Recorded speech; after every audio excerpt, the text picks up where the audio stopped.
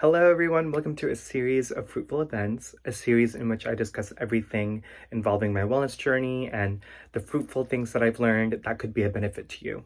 Let's address a couple of elephants in the room before I proceed with anything. I am a woman now. That is a new development that definitely took place. I'll expand on this part of my journey later, but I felt that it was worth mentioning straight out the gate that I am indeed a woman. The next thing worth mentioning is that if you followed my YouTube from like 6 or 7 years ago, you noticed that in my original series, I called it a series of unflavorable events. My therapist at that time urged me to be a little bit more thoughtful about what I labeled things, and to keep in mind that when we label or name things that we give it power, right? The power that I was really giving the words that I was using at the time, especially with unflavorable, was not really a power after all. It was just calling it something almost akin to it being unfortunate, which is not what my intention was when I started the series. I did not intend on trying to showcase, it kind of did come across that way actually when I look back on it, that I was like showcasing like bad events or whatever have you, but I want to change the narrative this time around for sure. Another thing worth mentioning as I continue this episode is that I want to give a trigger warning because I do discuss themes of mental health, suicide, things of that nature. So I just want to make sure that I'm being very transparent with you about how that is a part of my journey. So I just wanted to give a trigger warning to those who are watching. And the last thing that I want to disclaim is that I'm not the same person I was when I started the series all those years ago. I mean, that's something to be expected. I started the series back in 2018, and that was, I think, around 6 or 7 years at this point now.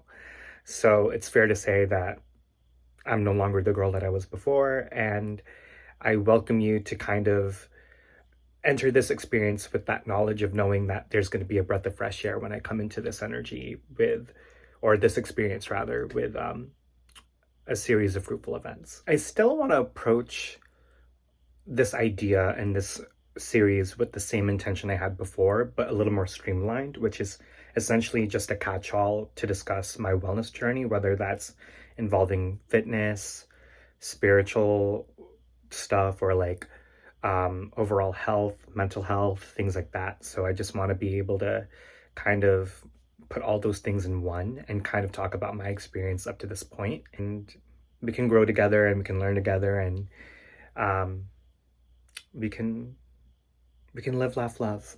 This series, as I know it's going to be meant to educate or to help entertain people, I want it to be made very clear that I'm doing this for me. I'm creating this content specifically for me, knowing that this is going to be an avenue for me to be able to document all of the things that are going on in my life and be able to look back on it in the future. But I also know in the same token that in sharing my story, especially in a very public space like YouTube, I'm able to kind of connect to other people, especially trans people, and kind of connect and create a community and be able to share our experiences before we can enter this new era that I've ushered in and that I'm welcoming into my life. It is worth mentioning that I kind of address why I've been gone for the last 6, 7 years, especially in pertinence to my drag career. In the last 6 years, I want to discuss how I needed to heal from the things that have hurt me. I needed to heal, or rather grow, from the things that hindered me. Lastly, I want to discuss how I needed to have faith that I can make it to the other side of the situation that I was in, or any obstacles that I found myself to be in at that time. As many of you who have watched Unflavorable Events, or even if you didn't, allow me to bridge the gap between the last 6 years for you. I was at the peak of my drag career at the time. I was doing pretty successfully. I was achieving things even on a local level that I didn't think that I would find myself to achieve at that time, especially so young. Now, with every positive that happened during that year, it's worth mentioning, and this is part of life when you really think about it, is that with every positive comes negatives. And unfortunately for me, during that year, I found that my negatives outweighed the positives, especially towards the end of the year. I fell in limerence with a guy. And for those who don't know what the word limerence is, allow me to explain. I only really went on a couple dates with him, and I ended up idealizing him in such a way, and I thought he would be the one to save me from my gender dysphoria that I was dealing with. And it is worth trying to understand as well that because I was doing weekly and monthly drag shows on a caliber that I hadn't been doing in years prior, I noticed that, and I did have gender dysphoria throughout my life, but I think it really came out ahead and was amplified because I was in drag so consistently that I kind of had to deal with um, my truth in a very visceral way. And I didn't really know how to handle that. And I didn't have language or context to make sense of that at the time. So all I knew at that time was to suppress what I was feeling. I wasn't in a place to accept my reality as a trans woman. And with that being said, I looked at this beautiful, gorgeous, ambitious, smart, charismatic man, and I was like, well, if someone this nice and ambitious and attractive, liking this version of me as a male, would find me attractive and see me as someone to date, I felt like, oh, this will make bearing living a lie worth it. Because to me, in my mind at that time, I built it up in my mind that I was never going to be able to find love as my authentic self. So rather than risk my safety, rather than risk losing people or opportunities or anything, I would just rather stay in this bubble and try to present as masculinely as I could and be with someone that at the end of the day made me feel loved, even if it wasn't who I knew myself to be, which was not a really smart way of approaching living my life at that time. And I see that now, but this is a truth and a reality for a lot of trans people, especially me. And I can only really speak on my narrative. That was something that was true to what I was going through at the time. It really wouldn't have been fair to continue talking to this boy, knowing what I knew, but it also wasn't good for me, generally speaking, right? Like, you got to think about how, for me, I knew in my heart I was a trans woman, and to project this kind of obsession towards someone was just not healthy or reasonable. And the pain of not being able to be the kind of man I knew he probably wanted me to be, or what I thought he probably wanted me to be, or for anyone else that was in my life, for that matter, probably wanted me to be, it bled into my daily life. And I would find that I would have random outbursts of like panic attacks or like random suicidal ideations and thoughts. And people that were close to me at the time just noticed that I was not having a good time. I was literally like decaying. And I was like really in a dark space, even though on the outside, when you saw my social media, it looked like I had my life together. I had all these opportunities as a drag performer, and my professional life was going very well. It was just so crazy to think that these were all the things that was going on underneath the surface. And I was dealing with all these things, and I also had a huge desire to self-sabotage with no really big understanding of why I felt this way, other than just knowing that I wasn't happy with my life and feeling like I didn't really know why that was. In the episode Insecurities for a Series of Unflavorable Events, which you can click on the link below on the bio to watch if you want to watch that, I shared a little bit about how this guy I was talking to that I just mentioned to you guys, I was talking to him, and that I said that I specifically said that it was a breakup that we were experiencing, which, for the record, we were never really together. We were never in a relationship. We just dated. And even then, that feels like a little bit of a stretch. Like, we only really spoke for like a couple of weeks. We knew each other for like the rest of the course of that year. But in the time that we were having an entanglement, so to speak, if that's even the right phrasing to use at this point. Um, that's kind of the time frame that it took for me to fall into limerence and get really activated when I think about um, him and what I wanted for myself and trying to suppress my gender dysphoria. In this same episode of a series of unflavorable events, I also bring up someone else who I started talking to at that same time as the guy that I fell in limerence with was exiting my life. And this person turned out to be my first true, real encounter with a narcissist. Without going into too much detail, what I will mention is that he gaslit me often.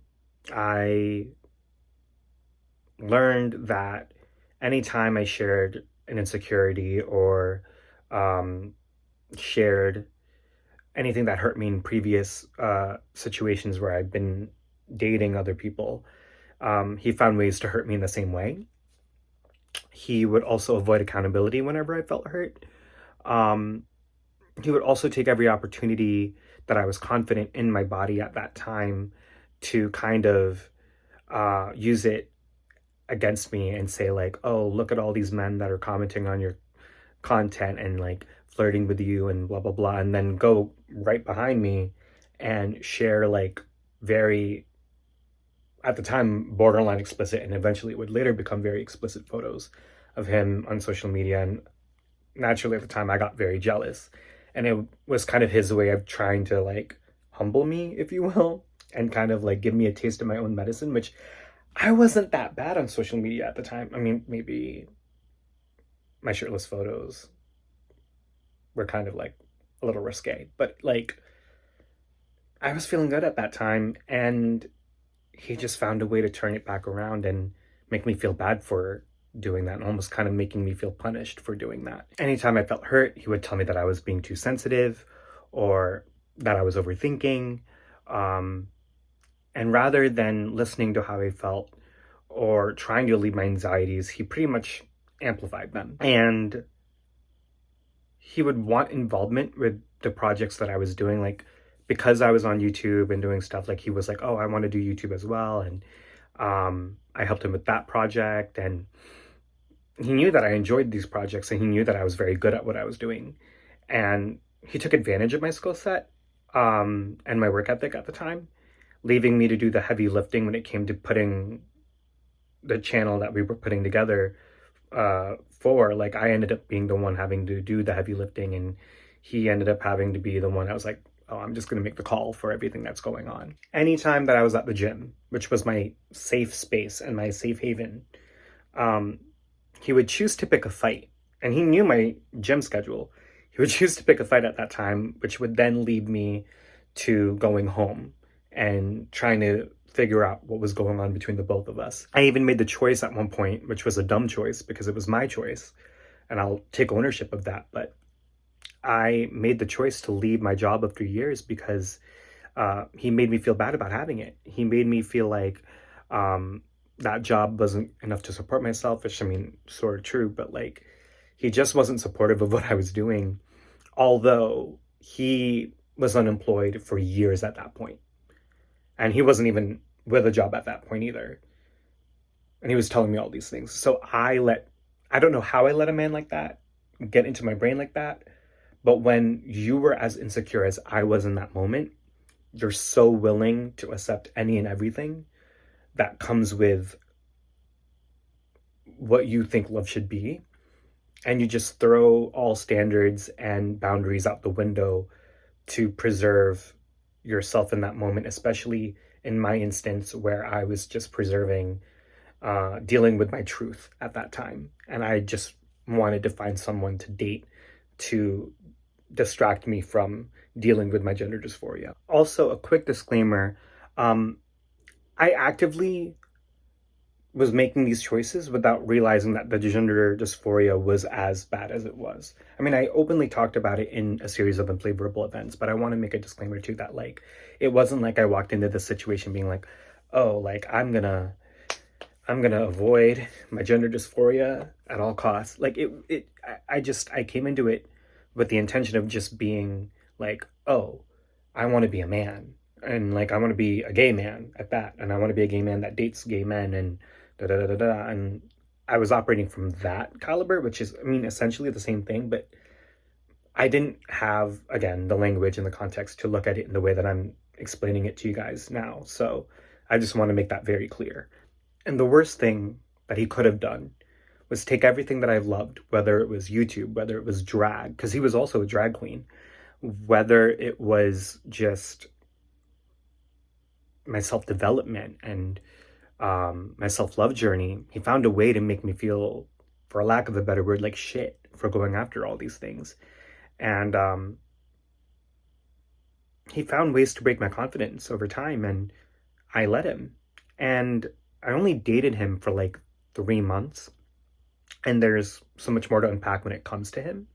But what I will say is that it was enough for me to break down and essentially lose myself in the process for the remainder of that year, specifically from from August on to the end of the year. It just was essentially the beginning of the end for me. So from September to December of that year, my mental health pretty much deteriorated. No one in my immediate circle knew how to, again, have language or context of figuring out how to help me at that moment. They didn't know how to handle what I was going through, and I didn't even know how to handle what I was going through. I was living in it. I was in it. And it was so bad that it ended up affecting my work ethic in everything I did. It affected YouTube, it affected drag, it affected my wellness journey, it affected my work outside of drag, my day job. I couldn't find myself having the will to continue. And eventually, the home bar that I worked at the time was at their wit's end and eventually had to let me go, which was understandable. I don't really hold it against them. I pretty much was incapable of operating in the plane and in the headspace that I needed to be able to keep my job. And so that's just the truth of the matter. And it was really unfortunate. And I still think about it often, and I think about how everything that I had worked towards getting up to that point, it felt like it was falling through my hands. And even as I tell you this story, I get brought to that place, and it breaks my heart. The most pivotal thing worth bringing up when it came to this specific area of my life was that in this madness that I was in all this chaos, I experienced my first manic and psychotic episode in my lifetime ever. And I did it in front of my friends at the time. And I was hospitalized, far from home, and had to explain to my friends and family why I was in the hospital, and I had to heal. And it was in this hospitalization that I learned that I had bipolar disorder. And it registered to me that I had officially hit the lowest of lows of my life at that point. Not only did I have to heal from the lack of stable working, I had to deal with my gender dysphoria. I had to heal from narcissistic abuse. I had to deal with losing my drag career, and also having this inability to know who to trust in my life at that point. It was just such a very difficult time. And by this point, it was 2019, and I had stopped doing YouTube overall. And as I said before, that was pretty much the beginning of the end. I stopped making content, and I stopped doing drag. And to anyone that was close to me at that time, any one of you that are watching, I just want it to be known, whether you were in the drag community or not, I want to take this time and apologize for the person I was as I was healing throughout that journey. It was messy, it was difficult, and I understand that it may have been difficult to navigate with me, but for those who were able to stick with me, even after all of that, I just want to thank you truly from the bottom of my heart for being there, because without you, I wouldn't be here as I am today. So thank you. After the events of 2018, 2019, I needed to take a good long look at my life and kind of figure out what needed to stay and what needed to go. However, the things weren't very obvious. The things I needed to remove were not so clear to me at the time, and the things that I wanted to stay did not. However, I did have an extremely smaller circle of friends shortly after all of these events, and to which I'm still close with to this day. So shout out to y'all. However, the things that needed to go were all mental habits. They were negative thinking, they were negative self-perception, behaviors, etc. I needed to find a way out. But it wasn't like I hit the ground running when it came to my healing journey, or that I sat down and made a bullet list of all the things I needed to improve on and just did it. It wasn't that easy. These things ended up having to be figured out over time. And I want to stress something to everyone watching.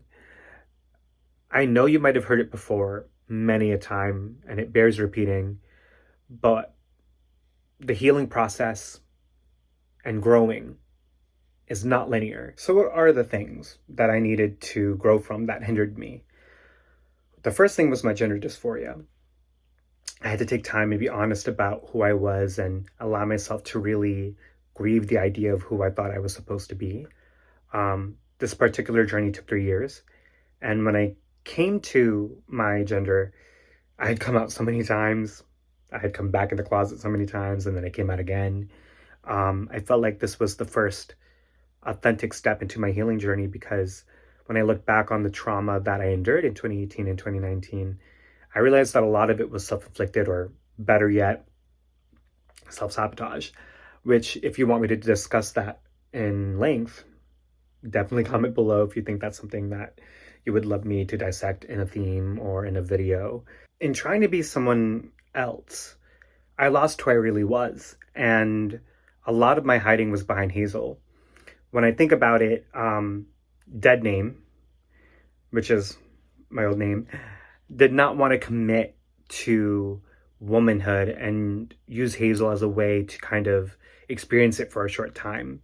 I thought that this instant gratification would alleviate any gender dysphoria that I was experiencing, but instead it progressed. Hazel was the only avenue that I had to use to feel comfortable with expressing my gender identity without having the commitment of having to live my life authentically as a woman. The second thing that I needed to grow from that hindered me was placing my value on productivity. As someone who has ADHD, I find that a lot of people who struggle, as I do, find it difficult to have a healthy relationship with work-life balance and a consistent work ethic. I'm not gonna lie, I got as many corners as I possibly could when it came to this type of stuff. And I only truthfully have learned how to deal with it head on recently using an app called Sunsama, which in another video I could also dissect. I wanted so badly to go back to doing drag, but I found that the job that I had at the time kept me from doing it. Maybe it was a mental block that I had, but I just couldn't find the time to dedicate myself to the craft, at least in the way I knew I wanted to. And if you personally know me or have followed my journey up to this point, you can see that I've tried numerous times to get back in the ring, and I failed to be consistent with it. And the third thing that I needed to grow from that hindered me was my relationship to success. I felt like in my living life as a trans woman, my opportunities with drag would have been cut dramatically. I thought that the only way to continue finding success in this field was to continue being a gay man, especially a gay man that could do both when it came to gender expression. I felt the mysticism behind my ability to do drag would fade away, and that even my ticket to, say, auditioning for Drag Race would be null and void, because at that time trans women were not featured on the show without having to come out after having been cast. I also felt that the further time I spent away from my craft, and the further I went into taking care of myself, the further away my opportunities were. I felt like salvaging any of the steam that I had picked up from just that 1 year that I was active, that I worked my ass off alone, would just vanish into thin air. And I had to learn to be okay with the idea that if I had to get my priorities, like my mental, spiritual, and physical health, in order before coming back into the arena of drag, I had to be okay with doing that because I cared enough about myself to do so. I had to make the difficult choice of sacrificing my career and my passions and my goals, because I knew that in the end, taking care of myself was what was going to allow me to come back to these goals and be better and stronger and faster and than I ever was, even when I wasn't my healthiest. As a millennial, and tell me if any other millennials relate to this sentiment too, I've grown up to believe that we should prioritize work over self-care. And I had to unlearn that belief. Brick by brick, I had to remove these priorities that I thought I was supposed to have and these negative mental habits and replace them with healthier mental habits, like success will always be there. And I had to remember that in prioritizing my well-being, I was also prioritizing work. And not just work in general, but I'm talking about having an efficient, sustainable, and healthy work habit. One of the most difficult parts of the last 6 years of my life was for me to find faith that I can make it on the other side of whatever obstacle I found myself to be in. And over time, I understood that I can get through really difficult things, but when you're in the thick of it, and I mean when you're in the thick of it, you don't really know if you can make it through, let alone envision what it's like on the other side, if there even is another side. And having ADHD, I had a lot of difficulty believing I could find and keep a job. For many people like me who have ADHD, being able to stay consistent with a job was hard. And especially if that job was simply not something I liked or was something I knew I was good in. With ADHD comes with difficulty being able to manage executive functions like time management, efficiency, and ability to multitask. And a lot of the jobs that are out there require you to be good, if not at least one of those things, all three of those things. I come to you now as a working esthetician, and I finally have a job in the field that is stimulating to me, that I really love, that is fun, that is easy to manage, and overall that I enjoy. And the road getting there wasn't easy. So how does one have faith that they can make it to the other side? In my personal experience, as corny as it sounds, the smallest way that I could start for me was by simply having an amazing support system. And for me, that was my friends and my family. Having people that not only cared for me or held me accountable or were as insightful as they were patient, or as kind and as beautiful as they were, made the journey through each era of the last 6 years of my life so much easier to navigate. And in the chaos of everything, I was still able to laugh. I was still able to smile. I was still able to find some semblance of hope that even in the darkest of moments, you can still find ways to solve your problems and find clarity. And if it were not my ability to attain and maintain boundaries and standards for myself with the kind of support system I knew I needed, I would not be where I am today. And in the same coin, it is also worth mentioning that the people that I chose in my life also chose me. We chose to go through this journey together, and we got to do so in ways that honor one another. And is not built on the foundation of jealousy, of competition, of pettiness or dishonesty, or lying even. But to have this kind of quality of support, it required me to uphold these values with myself and hold them as a person and know that I am essentially what I attract. I've always found that community is important. And it is why I'm here sharing my story with you guys. But in order to find community, it all starts with you. And with believing that you are worthy of community and that you are worthy of love and space, and believing that you can find that space. And with knowing in your heart, you're operating from a place of authenticity, of love, and of boundaries. And the reason I decided to start off with this topic for the series, to discuss where I've been and where I am now, is to prove that even though I'm not where I want to be exactly, I also was able to overcome obstacles and see things through to the other end of my obstacles. I'm still learning, obviously, and I'm still evolving, and I'm still constantly going for new goals and aspirations and constantly moving in my journey. But I also know that I'm a survivor. I had to make it funny. I had to. But I'm a survivor of so many things in my life, and to be able to share my story and to try and bridge these last 6 years to you guys, I want to exemplify what it means to have faith that you can make it on the other side. You've already done it before. I've already done it before. And we both can do it. We can conquer things that are difficult as long as we remember to have faith in, if not a higher power or anyone else, to please let it be of yourself. So that's it. That is the first episode of a series of Fruitful Events. If you enjoyed this episode, please give it a like, a comment, subscribe, share with your friends and your loved ones.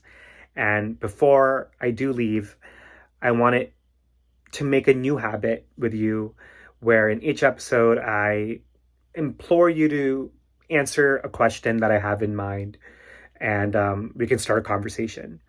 So my question to you is, what is your favorite lesson that you've learned up to this point? And why? So with that being said, thank you so much for watching and listening and taking time out of your day to listen to little old me. I'm so happy to be back on YouTube and to share my life with you all.